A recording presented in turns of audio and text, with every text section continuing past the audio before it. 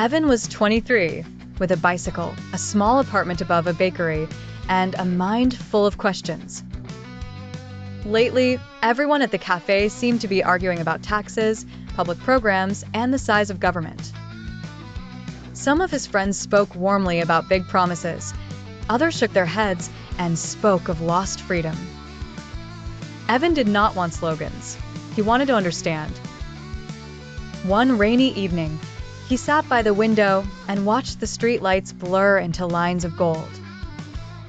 His grandmother, who had once worked long hours in a factory, visited with a thermos of tea. She noticed his furrowed brow. "You look like you are carrying a whole market on your shoulders," she said. "I just don't understand," Evan admitted. "Why do some young people ask for more government when politicians keep asking for more taxes? If the state grows, do people lose something?" His grandmother smiled softly. "Questions are good, but do not trust fear alone, and do not trust hope alone. Listen to both." She asked him to walk with her the next day. At the river park, they passed a public library, a crowded clinic, and a group of children using broken swings that had been fixed by a neighborhood volunteer. "Some services protect people," she said. "But when decisions are made far away from ordinary lives, people can feel smaller, as if their own choices matter less. And when taxes rise without care, families may feel their cupboards grow lighter." Evan looked at the river moving steadily under the bridge. "Yet freedom is not only about paying less," she continued. "It is also about having enough to choose, to learn, to build, to breathe."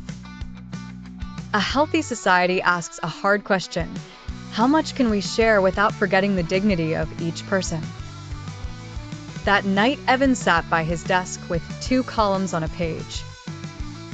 In one he wrote, "What protects us?" In the other, "What limits us?" He used a simple CBT habit his counselor had taught him: name the thought, check the evidence, and hold both sides at once.